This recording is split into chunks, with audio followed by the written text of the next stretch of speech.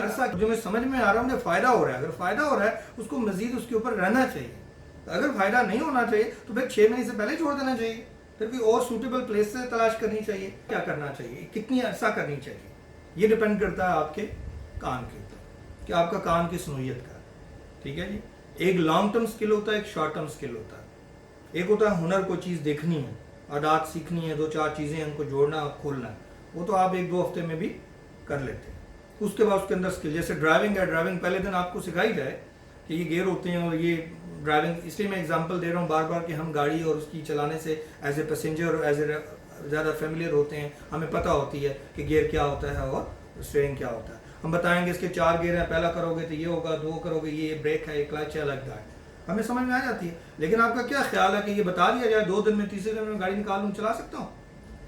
You know many things جو اپ coming fair ہیں، کچھ نقصانات ہو سکتے ہیں، پرابلم آ سکتی ہیں، وہ اسٹیپ بائی اسٹیپ آئیں گی کہ راستے میں جب شروع ہوں گا تو پرابلم کیا کیا ہے. تو جب انٹرنشپ کے اندر آپ ہوتے ہیں، کام کر رہے ہوتے ہیں، تو وہ آپ کو کبھی آ جاتی ہیں. تو آپ کا جو ٹرینر یا سپروائزر ساتھ ہوتا ہے وہ کہتا ہے دیکھا یہ پرابلم جو آئی ہے وہ اس کو حل کرتا ہے، آپ کے سامنے اس کو حل کرتا ہے، اس کو ایسے حل کیا جائے گا. تو وہ آپ کے لیے نالج بن جاتا ہے، اسکلفل نالج بن جاتا ہے. آپ جب آگے جاؤ گے آپ بھی کسی کو اسی طریقے سے کیا کرو گے، سکھاؤ گے. ٹھیک ہے. تو اس کے لیے جو نارملی میں ایجوکیشنل کے لیے جیسے ایڈمنسٹریٹو کی بات کرتا ہوں، آفیشیل ورک، مینجمنٹ اور کمپیوٹر، ہم یہاں پہ جو انٹرنشپ کرواتے ہیں موسٹلی وہ آپ سمجھ لیں کہ management side, administration side, I T اور hardware, software, public dealing including. لیکن ہمارا ٹائمنگ چونکہ زیادہ ہوتی ہے، مے بی آپ سمجھ لیں کہ 8 سے 10 گھنٹے ہمارا ڈے کا ٹائم ہوتا ہے، 6 days in a week کرتے ہیں، تو ہم 6 months ریکمینڈ کرتے ہیں. لیکن 3 months تک ہم موسٹلی بچوں کو، لوگوں کو اس لیول پہ لے جاتے ہیں. 3 months سے اوپر صرف وہی اسٹوڈنٹ یا وہ لوگ جا سکتے ہیں جن کی میں نے آگے آپ کو اگزامپل دی ہے کہ آپ جن کے اندر تھرسٹ ہو، جو مزید اپنا پچھلا بیگ ہوم ورک سارا کر کے لاتے ہیں، ان کا ہر وقت کمپلیٹ ہوتا ہے اور ہر وقت کو یہ کہہ رہے ہوں سر نیا کیا کریں، سر نیا کیا ہونا چاہیے، آج تو کچھ نیا ہونا چاہیے، وہ تو ہم نے کر لیا.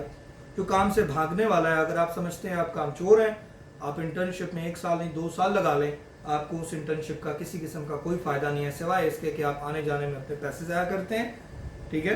اور اس کے بعد آپ اپنا قیمتی وقت بھی ضائع کرتے ہیں. ٹھیک ہے. اس لیے ٹائم کم لگائیں، لیکن اس کے اندر جو وہ ہیں لرننگز ہیں، آؤٹ کمز ہیں، ان کو آپ کیا کریں، زیادہ سے زیادہ استعمال کریں. جی. جیسے دیکھیں انٹرنشپ، جیسے کہا کہ بھائی 6 months سے زیادہ ہمیں اگر ابھی جاب آفر نہیں ہوئی یا ہم ابھی جاب میں نہیں جانا چاہتے. کچھ لوگ جو میچور ہوتے ہیں ان کو اس ٹائم کے دوران ہی جاب آفرز آ جاتی ہیں، لیکن وہ چاہتے ہیں کہ مجھے ابھی مزید کیا ہونا ہے، ٹرین ہونا ہے. جاب کی آفر تو آ گئی، ایک ضرورت ہے، لیکن میں اس کو قربان کرتا ہوں. میں ابھی اپنے آپ کو یار یہ ادارہ مجھے بڑا اچھا سمجھا رہا ہے اور جو مجھے سمجھ میں آ رہا ہے مجھے فائدہ ہو رہا ہے. اگر فائدہ ہو رہا ہے اس کو مزید اس کے اوپر رہنا چاہیے.